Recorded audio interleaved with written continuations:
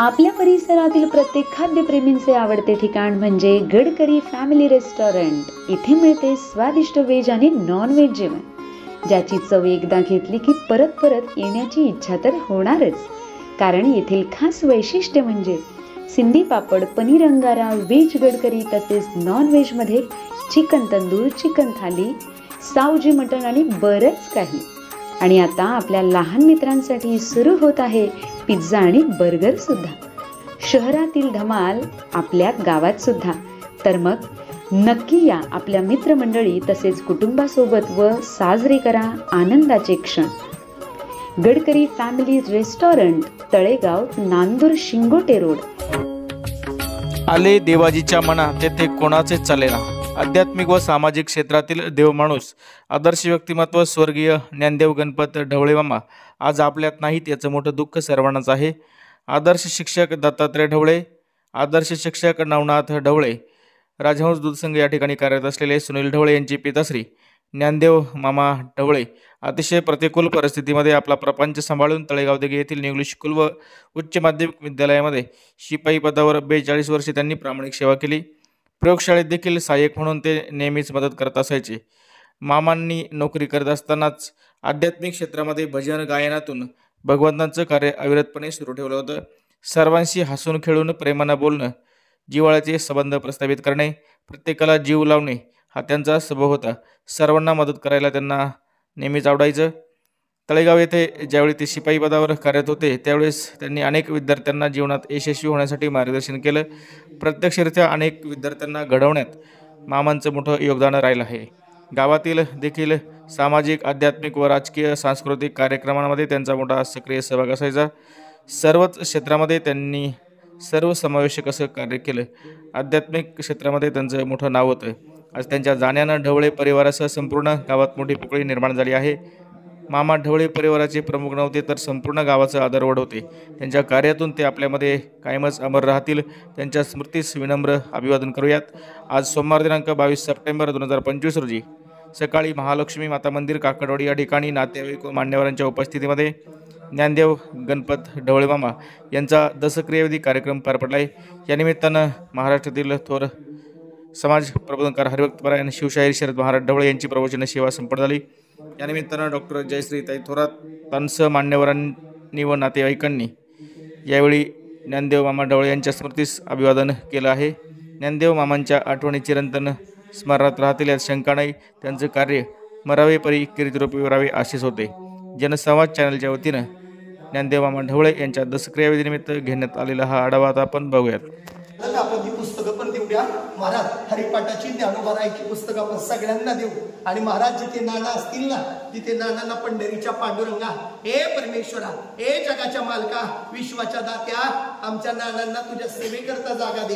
ही सगळ्यांच्या वतीनं नानांना श्रद्धांजली वाहतो, थांबतो। यानंतर बाबा आपले विचार होत आहे त्याला एकमेव कारण म्हणजे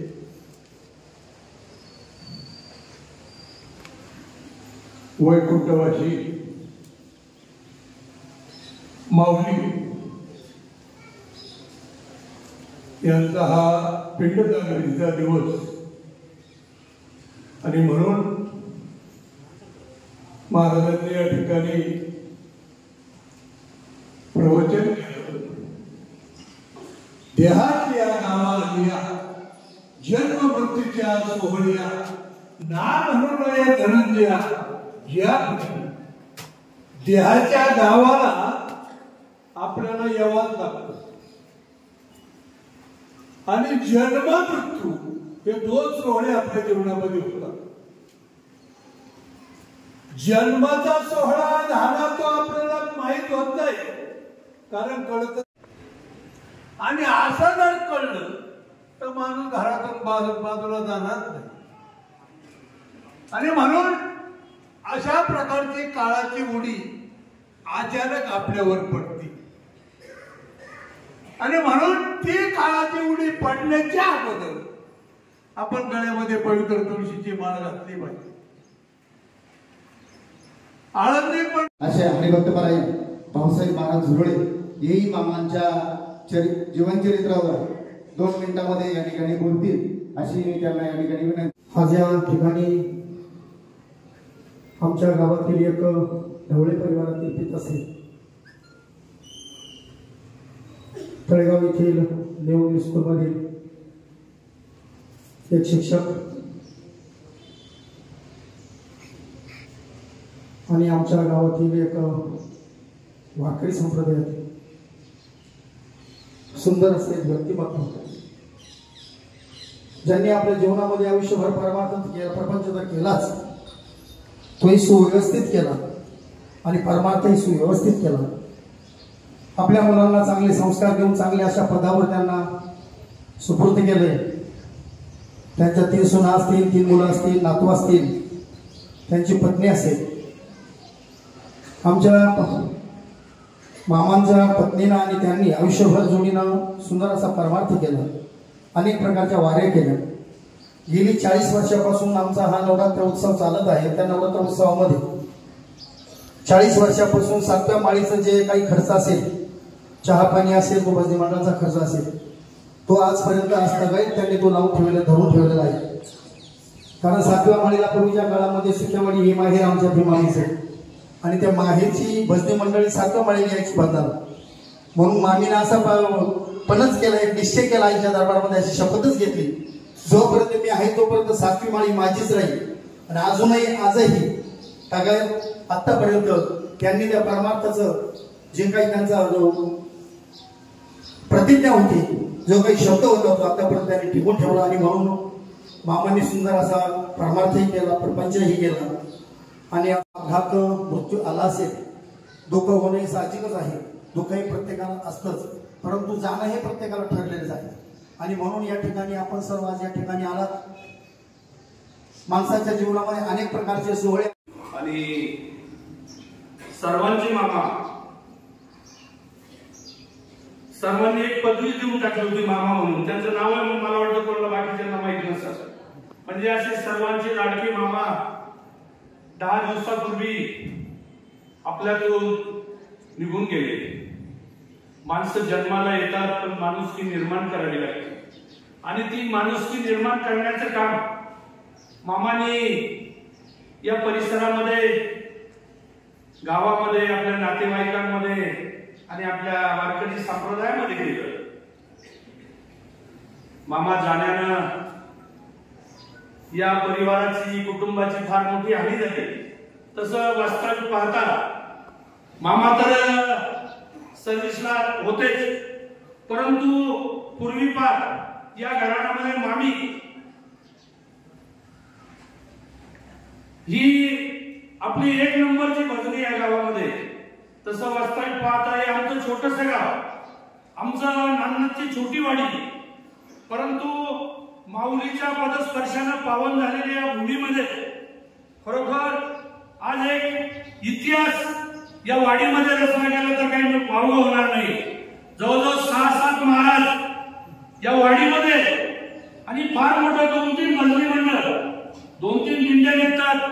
आणि असं मोठं अद्भुत कार्य तुम्हाला सांगतो या वारकरी संप्रदायाचं या परिसरामधून केलं जातं.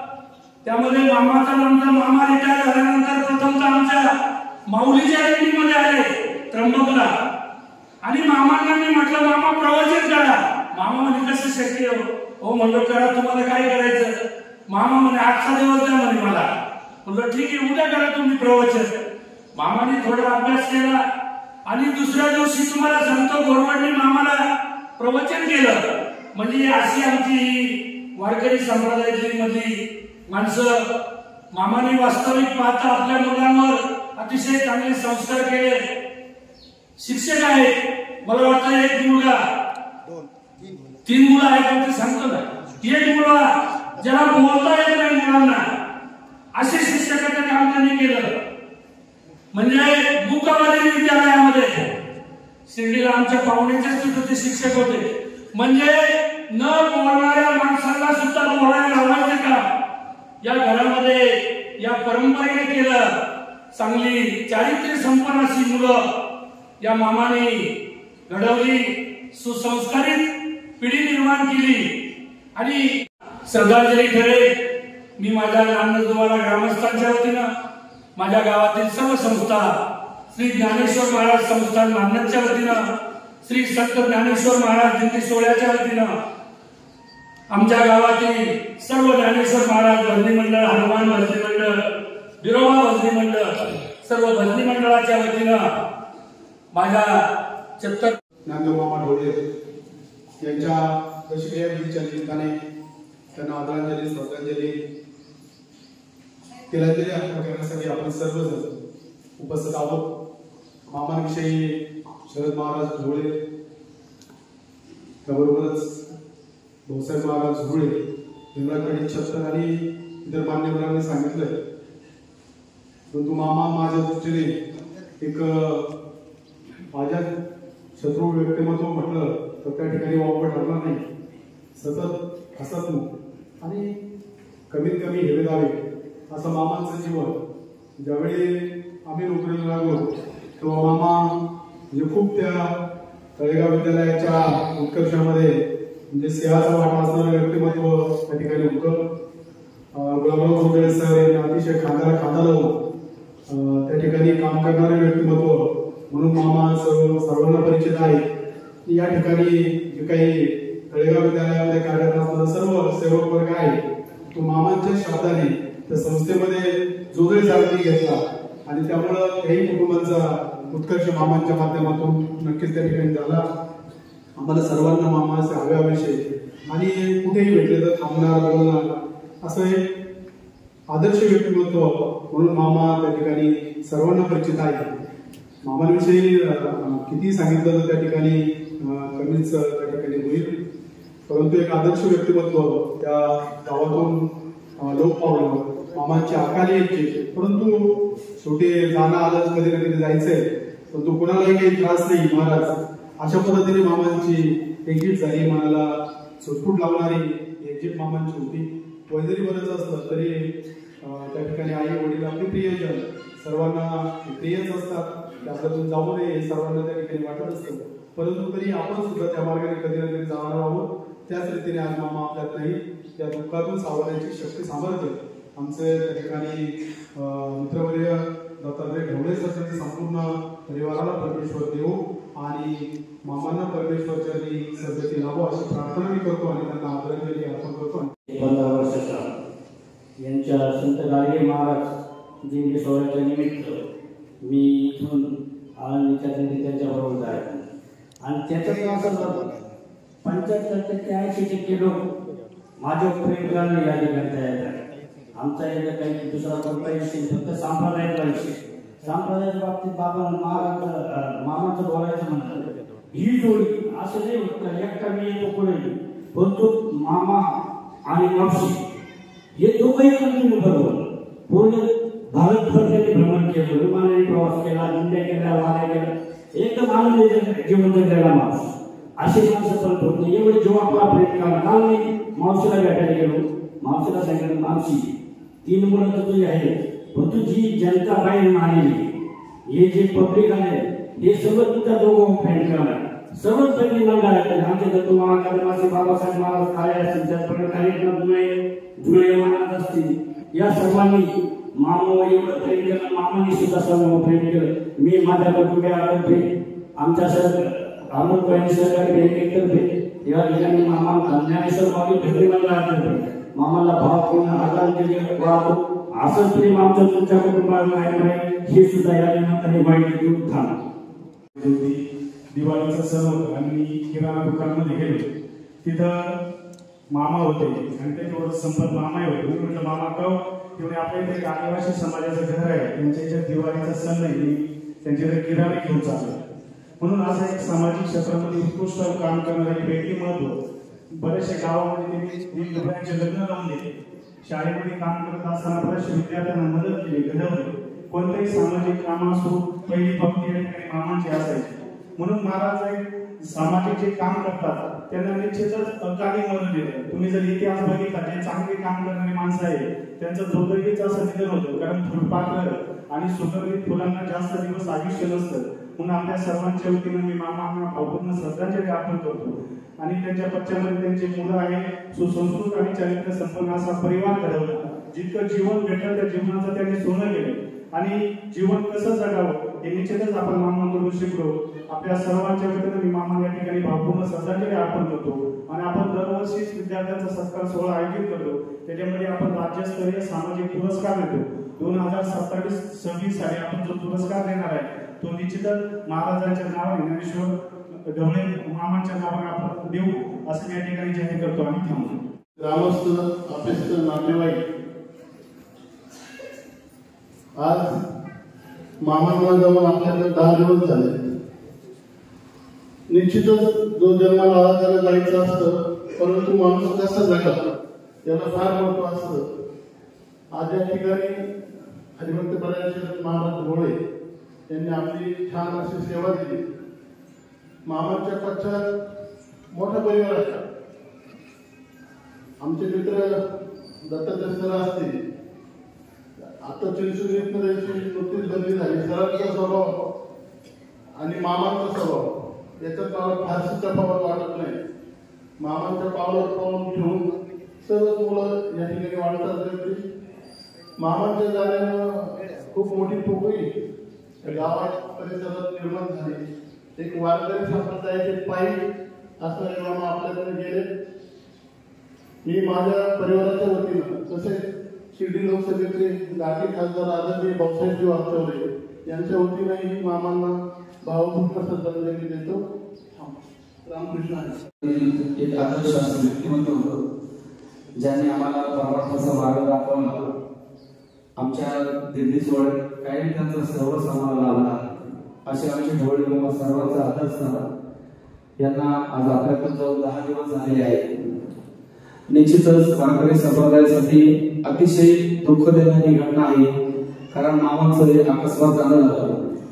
शेवटी काही गोष्टी भगवंताच्या अवलंबून असतात, आपल्या काही हातात नसतं. माऊली म्हणतात उपजेचे नाशे नाशे ते पुनरुपी दिसे गटे नाही जैसे परिवर्ते का. किंवा भगवंत म्हणतात शरीराच्या गावा आली जन्म मृत्यूच्या सोहळ्यानं म्हणूनही धनंजय या नावावर प्रत्येकाला जावंच लागतं.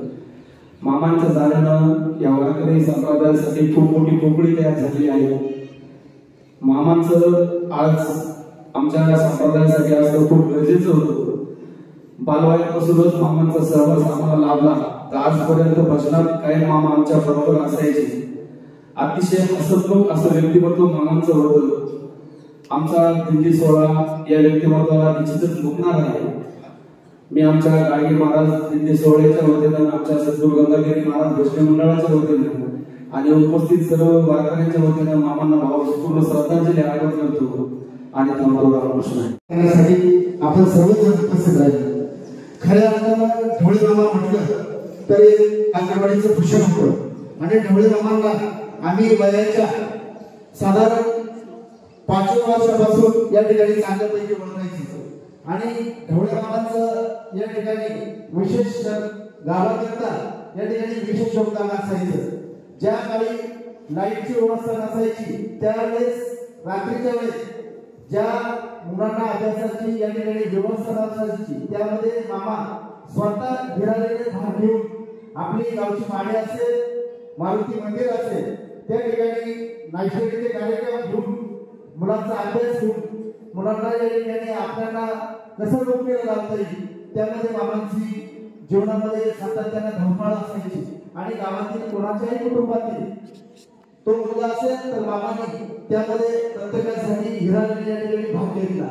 आणि मामा तळेगाव या विद्यालयामध्ये नोकरी करत असताना मामांनी त्या ठिकाणी नोकरी करत असताना काकेवाडी असेल, परिसरातील सर्व विद्यार्थी असेल आणि विशेषतः परीक्षा फी गोळा करायचं काम मामांकडे असायचं. आणि ज्या विद्यार्थ्यांना परीक्षा फी भरण्यासाठी पैसे नसायचे कारण की त्या काळची परिस्थिती फार हलाखीची होती आणि प्रत्येकाला त्या ठिकाणी फी भरणे शक्य होत नव्हतं. आणि तुटपुंज्या स्वरूपाची त्या ठिकाणी फी भरायची असायची तीही भरणं शक्य होत नसायचं. पण मामाचं मन इतकं दिलदार होतं का मामाने त्या ठिकाणी जरी त्या विद्यार्थ्याकडे पैसे नसेल तर कृपया स्वतःच्या खिशातून मामाने त्या विद्यार्थ्यांची या ठिकाणी फी भरली असेल. आणि शालेय जीवनातून त्या ठिकाणी रिटायर झाल्यानंतर मामांनी परत एकदा परमार्थ सुरुवातीच्या काळातही मामा परमार्थ करायचे, पण नंतरच्या काळात पूर्णपणे मामाने त्या ठिकाणी वाहून घेतलं होतं. आणि तो परमार्थ करत असताना मामाने पायीमध्ये कोणतंही यांनी या ठिकाणी मागाशी सांगितलं का मामांनी या ठिकाणी पारायणाचा कार्यक्रम केला. आणि त्यानंतर मामांनी आता तर मामाची फार मोठी संकल्पना होती. या ठिकाणी जे गोरगरिबी विद्यार्थी असतील त्या विद्यार्थ्यांसाठी या पुढील जीवनात काय करायचं. नमस्कार. आज कैलासवासी ज्ञानदेव ढवळे मामांच्या दशमीच्या विधीसाठी आज मोठी गर्दी काकडवाडी येथे जमलेली आहे. तर ढवळे मामा अतिशय म्हणजे सर्वांचे आवडते व्यक्ती होते. मला अजूनही आठवतं पंढरपूरच्या वारीमध्ये त्यांच्याबरोबर भेट झाली होती. अतिशय हसरत चेहरा आणि नेहमी सर्वांवरती प्रेम करणारे, चांगले संस्कार देणारे, वारकरी संप्रदायाला मानणारे ते तरच वारकरी संप्रदायाची पाईक त्यांना ओळखलं जायचं. कारण पंढरपूरची वारी असेल, आळंदीची वारी असेल, ते दरवर्षी नेहमी तिथे असणारच, तिथे हजर राहणारच. सीता ते न्यू इंग्लिश स्कूल तळेगाव मध्ये कार्यरत होते. त्यांना शिक्षणाचं किती महत्व आहे हे ते जाणून होते. त्यामुळे त्यांच्या मुलांना त्यांनी चांगलं शिकवण्याचं काम केलेलं आहे. दोघंही मुलं शिक्षक आहेत. एक मुलगा राजहंसमध्ये मार्केटिंग डिपार्टमेंटमध्ये काम करतोय. अतिशय चांगलं हे घर आहे. थोरात साहेबांच्या अतिशय जवळचे ते मानले जायचे. सहकार वर्ष पावसाळ्यात थोरात साहेबांचं अतिशय लाडका कार्यकर्ता म्हणून ते होते. खरं तर थोरात साहेब दुसऱ्या दिवशीच येऊन गेले होते. साहेबांनी मला सांगितलं की दशमी अवधी आहे, जयातून जाऊ आणि त्यांना श्रद्धांजली वाहून. कारण अतिशय लाडका असं सहकारी साहेबांचं ते राहिलेले आहे. मोठी साथ पूर्ण जीवन त्यांनी मोठी साथ साहेबांना दिलेली आहे. हा परिवार थोरात परिवाराच्या अतिशय जवळचा परिवार आहे. आम्ही सर्वजण त्यांच्या दुःखामध्ये इथे सामील आहोत. थोरात साहेबांच्या वतीनं संगमनेर तालुका युवक काँग्रेसच्या वतीनं, संगमनेर तालुक्याच्या वतीनं आणि त्याचबरोबर अमृत उद्योग समूहाच्या वतीनं बाबांच्या चरणी भावपूर्ण श्रद्धांजली वाहते. अतिशय चांगल्या सेवा ढवळे महाराजांनी इथे दिलेली आहे. मी सर्वांच्या वतीनं बाबांच्या चरणी, मामांच्या चरणी भावपूर्ण श्रद्धांजली वाहते.